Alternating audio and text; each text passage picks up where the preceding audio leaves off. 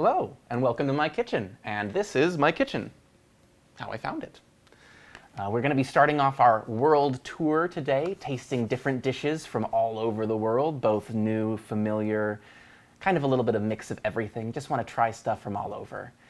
We're going to be starting in Italy today with a dish called Tagliatelle al Ragú. Now, I'm starting in Italy mostly because my stepmom really introduced me to homemade Italian cooking when I was a kid, and it made a big impact on me wanting to cook things in the future and feeling like I could. This particular dish is nice because it's very simple, it has some basic ingredients to it, and you are just layering the flavors over time to produce something really exceptional and delicious, but it doesn't have anything crazy, it doesn't have a whole lot of process to it. Broadly speaking, a ragu itself is a kind of a category of sauce. So the specific requirements are that it include meat and that it be for pasta. Now to clarify, this is ragu, R-A-G-U, which is the Italian version.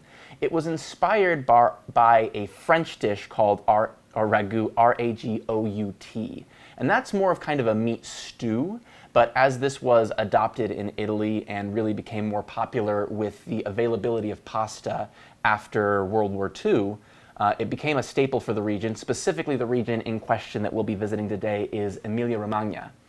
And we're going to be doing sort of a mix of a couple of different ragu recipes that I found.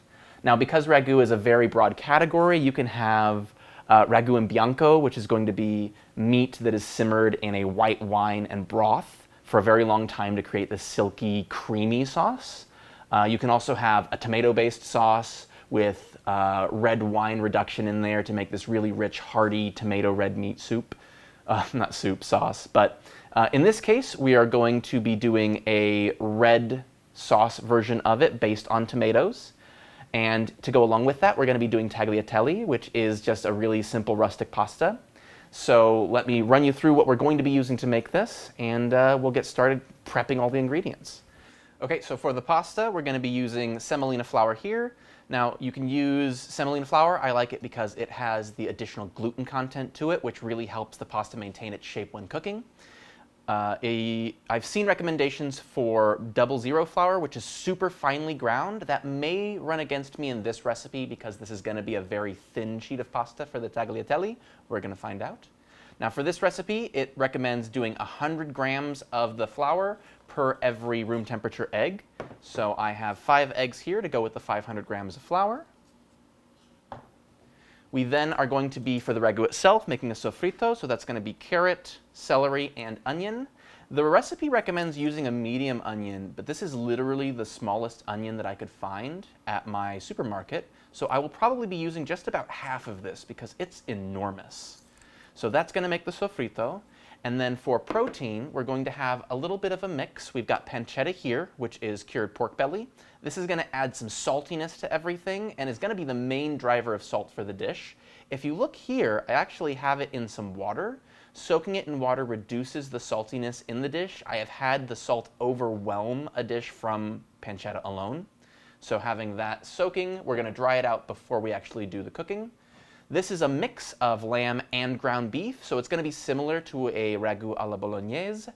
That's going to be just ground beef. The addition of the lamb isn't necessarily super traditional, but also just makes it a different type of ragu.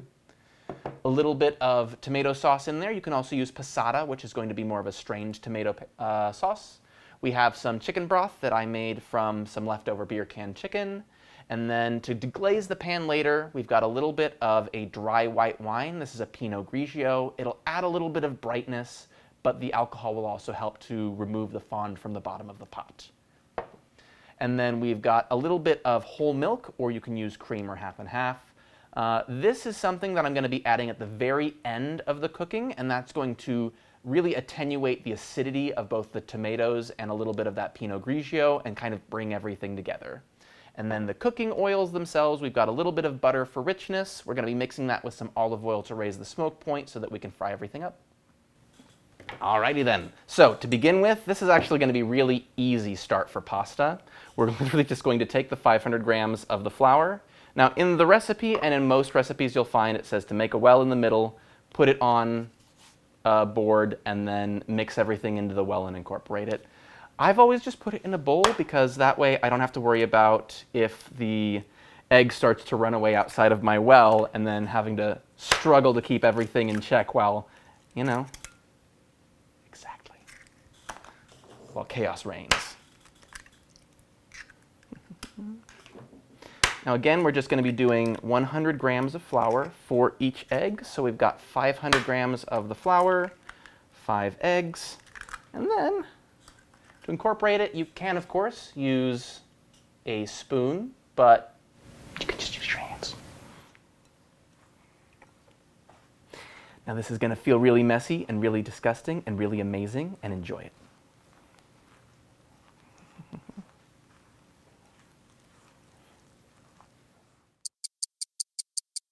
Now, once everything is fully incorporated into a shaggy dough, so you've got the liquids mixed in fully with all of the flour, you're going to want to knead this for about 8 to 10 minutes. That's going to help to develop all of the gluten in there. And once again, that's why I use the semolina flour. Its higher gluten content really helps to maintain that structure and build it up. After we've given this a really nice kneading, it's going to just let and sit rest for about 15 minutes at least, but anywhere up to 3 hours. And kind of in the middle there is the sweet spot. It's going to give it full time to incorporate and hydrolyze all of the dough that you have here. Make sure that everything is thoroughly mixed, and then we'll be able to roll it all out and create some fresh pasta. So after we've kneaded this, you're going to find that it's completely changed in texture, so it's got this really kind of elastic, smooth dough now instead of being that really shaggy, dry one. We're going to cover this in plastic wrap and let it sit for at least 15 to 30 minutes, up to 3 hours. The reason we started with this is that way we can let that sit and rest while we're working on the sauce, and then by the time the sauce is simmering and sort of getting all the flavors together, it'll give us some time to finish up the pasta right in time for us to cook the pasta, put it together with the sauce, and have dinner. We're going to be making an Italian sofrito to go with this. Now, if you're familiar with sofrito, which is usually bell peppers, onions, garlics, and mixes of things like that, this one is with 2 F's sofrito, and it specifically is going to be the celery, carrots, and onion. I have cut the onion in half from the big one we had earlier because this is going to be closer to about a medium-sized onion. And then what I'm going to do is just cut it down into smaller slices, because we want this to be a really fine mince that kind of disappears into the sauce as opposed to being a present, like you don't want to bite into it and feel, oh, I'm eating carrots and celery and onions. You want this to be a delicious mixed meat sauce where everything kind of melts together. So what we're going to do is we're going to do some thin slices here, and then I have this handy dandy little chopping machine right here, and I am going to be matching the size of the cuts here with the dice of the machine, so that way when we put everything through, we end up with these beautiful little cubes that are all fairly similar in size, and we're going to make it really easy to make this together. So we're going to chop up some onions here, get these into the right size. Now, if you do have any extra onions, like we have this extra half of an onion that we didn't use in the recipe, you can actually take that onion, slice it up, and one of the good ideas that I've heard recently is to take your time and really fry those onions down, because sometimes frying onions down to make like French onion soup, caramelizing them can take a good 45 minutes, an hour if you really give it the proper time that it should have. And so by doing that, when you have a little bit of free time, just with some extra onions you've got around, you can freeze them and have them available for if you want them on a burger or as part of a dish. It's actually a little trick that I learned from Kush on Sorted Foods, so definitely a good way to get rid of some of the extras that you've got. Same thing with the carrots. We're just going to toss off all of these bits that we would not normally use. If you are going to be making a stock soon, save them for the stock. Otherwise, be realistic. And then we're going to slice these again, just trying to make it thin enough to really match up with the dice in this little chopper here.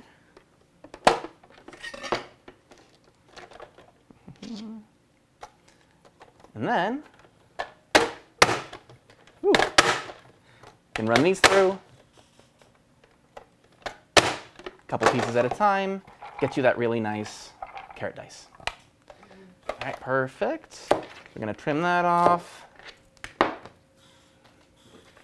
then same thing, get some really nice thinner slices.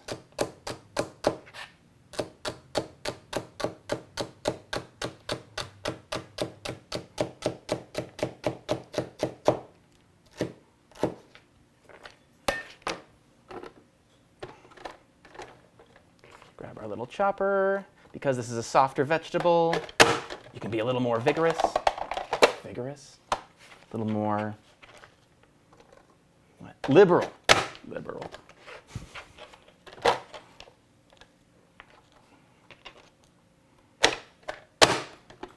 And same thing.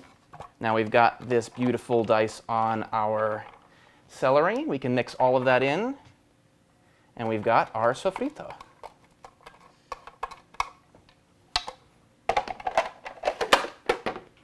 Here we go.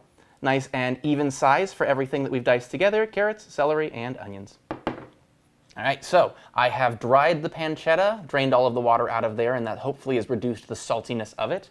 It's not going to look the most appetizing right now, but that's all right because we're going to be crisping that up as part of the recipe. Now, these are some larger pieces, and so I am going to just do a little bit more. It says to use a mince of the pancetta. And so for this one, I am just going to be cutting it into some smaller pieces, making it a little bit easier for it to melt away into the dish itself and not be left with any big pieces, especially since this is going to be used to add that saltiness to the dish. It's something where you want it to really spread evenly throughout everything, and you don't want to just have a giant chunk of salt.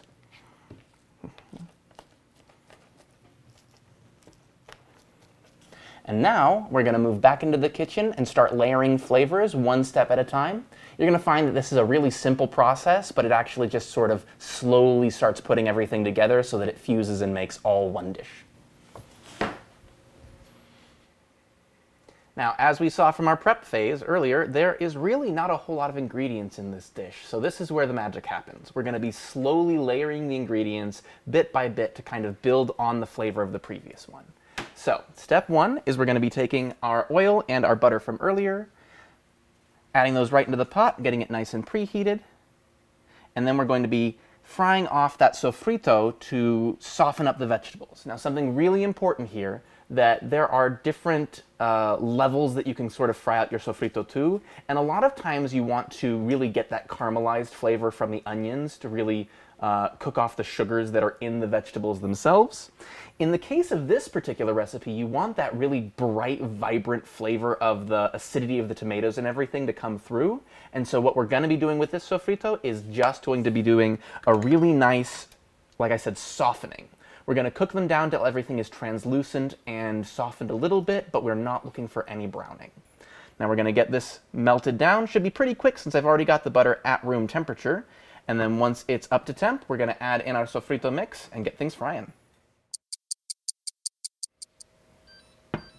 All right, the butter is melted. I'm going to drop the temperature down just a little bit because, again, we do not want to fry this sofrito. We just want to soften it.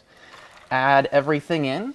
We're going to give it a nice mix so that it gets coated thoroughly in that butter oil mixture. And then we're just going to slowly cook over the next 5 to 20 minutes. And you really can take as much time as you want here because the important thing is not necessarily how long they've been going for, but that they are not browned and that they have achieved that sort of translucent, softened state.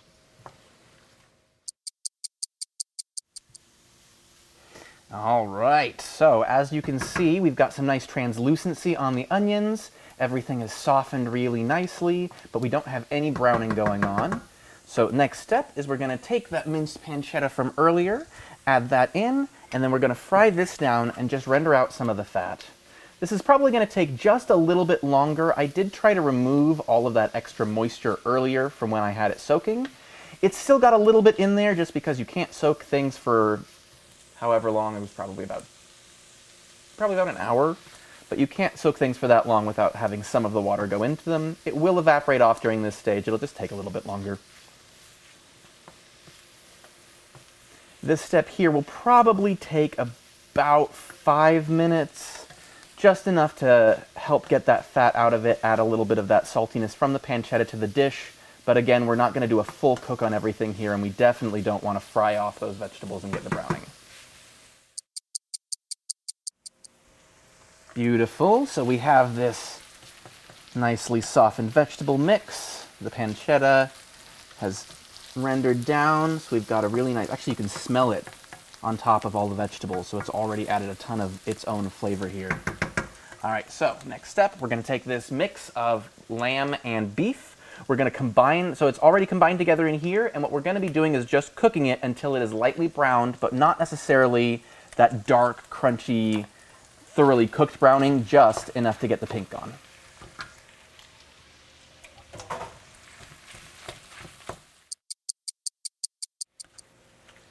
And with everything nicely broken up and mixed together, we're just going to let this cook out a little bit more. Once again, just looking for the pink to go away and leave that nice browned meat behind.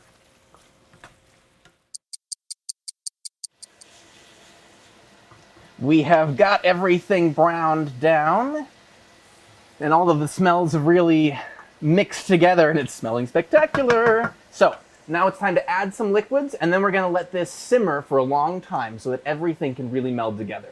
Now for those liquids, the first thing we're going to do is we're going to be taking that Pinot Grigio from earlier. So this is going to have that extra alcohol content. It's going to help with deglazing the bottom of the pan. I'm not seeing a lot of fond on there, but that's okay because the brightness from the wine is also going to add to the flavor. Now we're going to add this in. So once again, we're going to be cooking this down so that all of the alcohol flavor is out of it, so that way we don't get any of that kind of alcoholic tang at the end, but we still want the flavors from the Pinot Grigio to mix in. So give it 5 or 6 minutes to cook the alcohol out and to concentrate the flavors down. We have concentrated the flavors of the white wine down. We have evaporated off all that alcohol. So now all we have to do is add the remaining liquid. So we've got a cup of our chicken broth here. We have got a cup of tomato sauce. Now I've got a little extra tomato sauce here, so I'm not going to use all of it because I want to keep it about a cup. This is a 14-ounce can, so just a little more than half. And then I will save the remainder for later. We are also going to be reducing this down, and so over the next couple of hours, as this is slowly simmering, we can actually add a little bit more if too much liquid is evaporating off. All right, get a good mix on this. We're going to bring it back up to a light simmer, which we still want this to be pretty low. So right now I'm just about at medium-low temperature. After I've got this back to a simmer, I'm going to get probably as low as I can get to maintain a simmer while still keeping it from burning or getting too hot. All right, so while we have our sauce finishing up over on the stove, it's now time to actually shape our pasta that has been resting for the last couple of hours. So the first thing that we're going to do is I'm going to lightly flour this space here, and I'm also going to lightly flour my hands just to try and prevent anything from sticking. It's a futile effort because it's going to be a little sticky anyways, but every little bit helps. Now this dough, since it's been resting for a while, it's actually very relaxed, so I'm not feeling a lot of spring back on it, which is great. It's going to be easier for us to roll out if it's not so tight. Now, first step on this one is we're going to separate it out into portions. So I'm going to take this one here, and I'm just going to cut it in half to get us 2 pieces. Each of those halves I'm going to cut in half to give us 4 pieces. And then each of those we'll cut one more time, so we end up with 8 total servings that we're working with.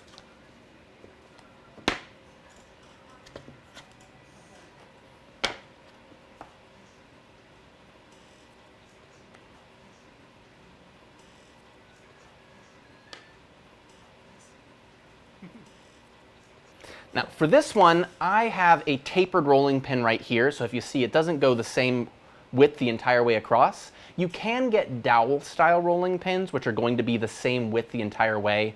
This tapered one is really good for giving you control over pressure and is great for making pie crusts and things like that. But if you're looking for a uniform thickness like with pasta, it might be better to go with a handled style rolling pin because those are a flat plane, or a dowel style instead of this tapered one.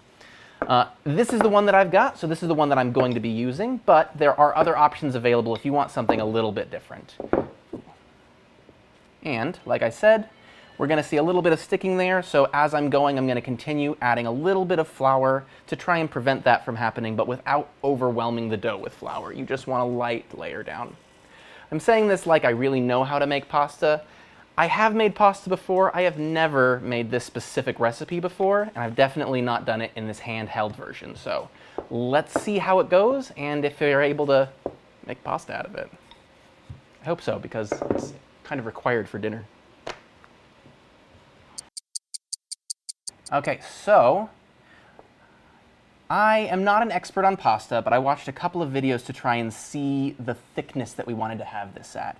And what I was consistently seeing is you want to be able to see these kind of nice indentations of your fingers through it. You should be able to see the silhouette of your hand through the pasta itself. And so that's the thickness that you're really going for. And you want to try and get as uniform as possible. I didn't do a perfect job. I've got some thinner areas over here. You can see there's a little bit of tearing. But all in all, this is definitely still going to work for our pasta. If you really want to make it perfect, at this point, you would actually trim this down to a really nice square, and then we're going to let this sit for about 20 minutes and partially dry. That's going to allow us to roll it all up and slice it into noodles without having it stick to itself while we're trying to do that. So while that's resting over here for about 20 minutes, we can start working on the next few batches, and then we'll be ready to do one large amount of cutting for the noodles at the very end, and we'll be all set to go. So, next piece. Do another light flour, and repeat. I have separated out all of the units. I have flattened them all down to roughly the size that I think they should be. This one is sat for about 20 minutes, so let's give it a try and see if we're able to make noodles here. So what we want to do is do about a 2-inch section there, fold again, and so we're going to be making this nice flat segment across.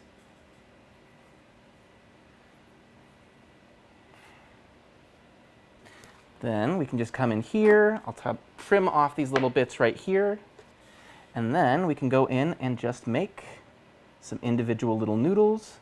The width of the noodles actually determines what type of noodles that you're making. So here I'm going for a little bit thicker than what you would normally see for, say, a fettuccine, but at the same time it's not going to be as thick as, I think it's called a pappardelle, which is the really, really thick, almost ribbon-like ones. And then once we've got the cut, let's see if we're able to tease this open, and we have ourselves a very rustic homemade noodle. Now on this one, it did stick just a little bit, so let's go on these other ones and see if they pull apart any better. If not, I think on the next one I might add a little more flour to just assist in that separation. But even though there's a little bit of sticking, I am still able to pull these apart, and it looks like we have noodles. All right. Now, once again, I am making these very rustic, very home style. I don't particularly care that they are not even in length. If you wanted to make this a lot more professional, before you do this, you want to trim them down to that square, so when we fold them up, each of these pieces is going to be uniform.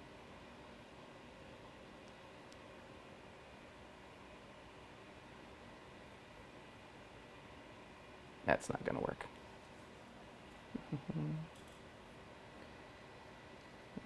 These may have been too sticky, but that's why we figured this out. Yeah, I'm going to vote too sticky on these ones. It is possible that I can re-flatten these out and make another set, but I have plenty of sheets around me that I've already rolled out, so let's try it a second time and see if we can't figure out what I did wrong. So I'm going to give a nice coating of flour on both sides and see if that can assist with any adhesion.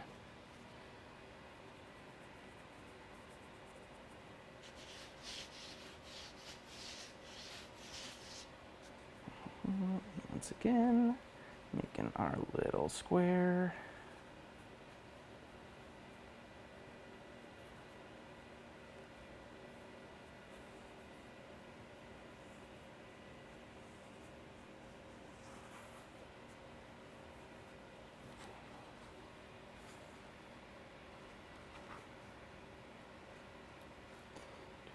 And then if this doesn't work, then the next step is to use a sharper implement to cut than a bench scraper, because that could very well be the issue, is that there's a blunt edge that's pressing them together. But we're going to find out. Okay, that is separating better. Let's grab one from the center and see if we can get a noodle out of that, or if we're ending up with flared sides again. So come to... Oh, that's so much better.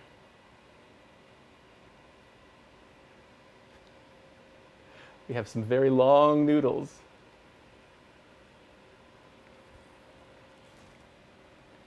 All right. So I'm going to do this with the rest of the set. It looks like it's enough that just adding that flour there is able to separate them out. It's definitely not a perfect edge, so if you want to make these really pretty at home, I would probably use a knife for this step. I skipped out on it because this silicone mat that I'm working on right now is not cut safe, and I would put holes in it. But just put this on a cutting board or on a countertop, and you should have no issue with that. All right, so I did a little bit more testing. It was definitely the bench scraper. This is not a sharp edge, so I was pressing the edges together. After I moved over to a cutting board with the knife here, I actually was able to get some really clean, crisp edges on all of these. So on the last one here now, we're just going to cut these back into the strips, just like before, nice and even as well as we can. And then, when we're done with these, because we did a nice cut on them, they all just unroll for us into beautiful little strips of pasta. So we are going to get all of these together. I have some water that I'm going to start boiling right behind me here. We're just going to cook these for a couple of minutes, and we're ready to serve up dinner. Okay, so we've got everything into some little strips. I'm going to do just a very light dusting of flour over the top, and then we can gather these together, make sure that we've got that nice flour coating over everything so they don't stick together. And then it said to gather them together in a nest. And for me, I've always just seen that be twisting the noodles together so that you have a really nice little bundle of noodles. You can then use this kind of as a single serving. And as you see, I've got about 8 servings now for me to throw in the pot and make some pasta. We're in the home stretch now, so the last thing that we're going to need to do is get some water on here to boil. I've added a little bit of salt to this just to make sure that we've got a little bit of the salt gets into the noodles as they're cooking. And then right over here, the last thing that we want to do with our sauce while we're waiting for the water to come to a boil is we're going to take that milk from earlier and we're just going to add this in. The creaminess of this is really going to help mellow out some of the acidity from the other ingredients. I'm going to add it a little bit at a time just to make sure that everything is nicely incorporated along the way. And then we're going to let this simmer for a last maybe 15 to 20 minutes. And during that time, we're going to be able to finish up our pasta so that everything's ready all at the same time. So we're going to let this come back up to a simmer, give it some time for all of the flavors to really meld together.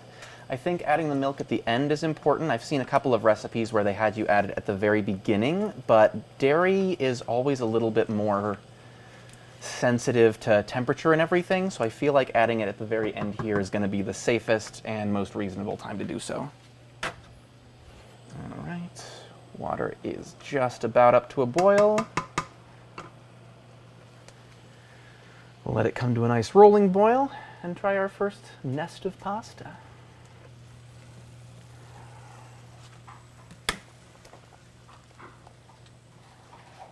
Going to give a little stir to help loosen up the noodles so they don't stay in one nest.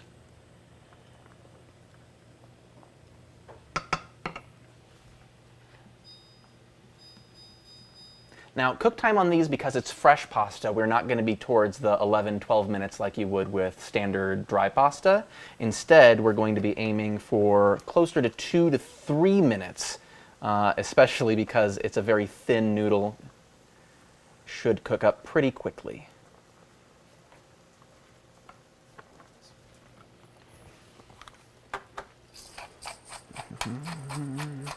Last little touches for the sauce itself are salt and pepper.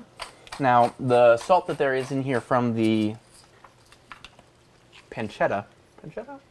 Yes. Yeah, I keep mixing that with prosciutto. Very different. But the saltiness from the pancetta is definitely present, and I'm glad that I have not yet added any additional salts. This is probably salty enough for a lot of people as it is. Some people might want to add a little bit, but anything more than this, and I think it would be too salty.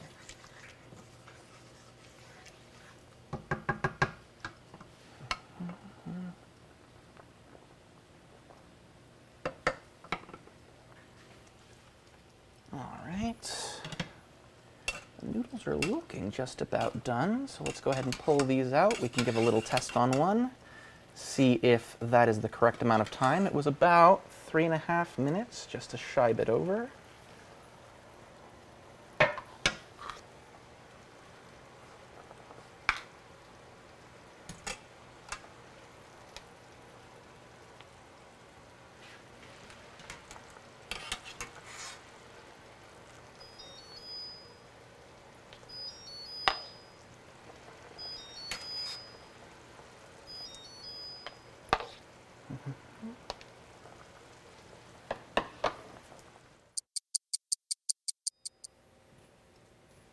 All right, we have got our last little batch here, and I will say that the pasta actually turned out really, really well. I was able to get several batches in here, and then I've got some extra here for anyone that wants a second helping, because I can almost guarantee you we're going to want a couple having tasted this sauce.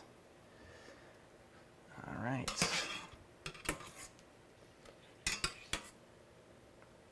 Okay, so that is going to be all of our pasta. Let's move this back just a bit. Turn that one off. And now we have our sauce that's been simmering with that milk in there for the last, I would say, about 20 minutes. So we can grab this. Really rich, thick meat sauce, which is exactly what we want. And it's why we have the thicker noodles for the tagliatelle, to catch all of that sauce and hold it really well. So we're going to add that in there. Same thing over here.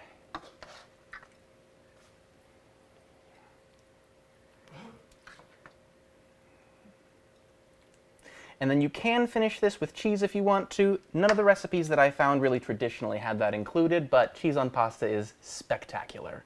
So we have our tagliatelle al Ragú. Let's give it a taste and see how we did.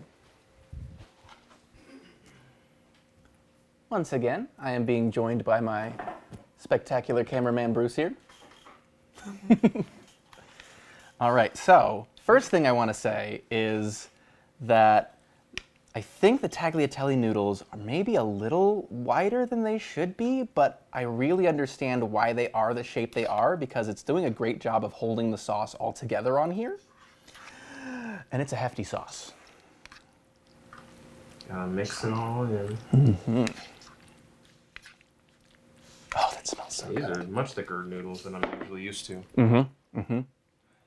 I think I overshot it a little bit. So I was told, like in all of the videos I was looking at, it was a little bit thicker or wider than a fettuccine noodle. But they gave me measurements, and I could have measured it, and I didn't. I will say that it almost got wider while it was cooking, which makes sense because it's supposed to absorb the water, but I mean, it's they're enormous. Here we go.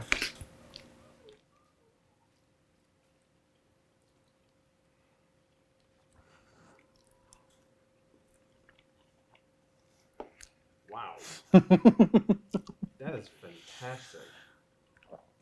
So it's very sweet, which is not what I was expecting. I mean, granted, there's a lot of things in here. I mean, it's very savory, too. Yeah. It's also really thick. Mm-hmm. It's fresh, and it's got depth to the flavor. Like, a lot is going on in your mouth. I mean, this is why we let it simmer for untold amount of time. True, and we even did a little taste test of the sauce about an hour ago after it had simmered for only about an hour and a half. The recipe says that you want to do 2 hours or 3+ if you can, but 2 hours is kind of the minimum. I think we were just between 2 and 2.5 hours for the total time on this, but the difference that a single hour made is immense. Yeah, this is incredible. And there's not a lot of ingredients in it. It's just you've taken the flavor out of all of those ingredients as far as you can. This is probably the best pasta I think I've ever had, honestly.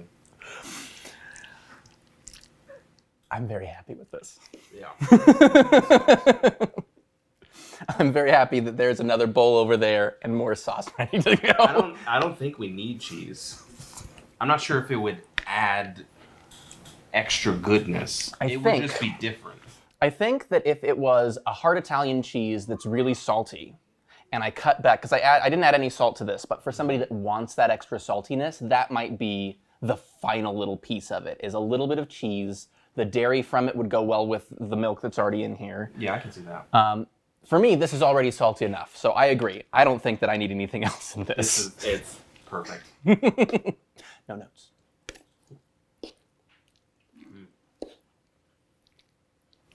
Oh, this is wonderful. This is a good start. Yeah. Yeah, I think so.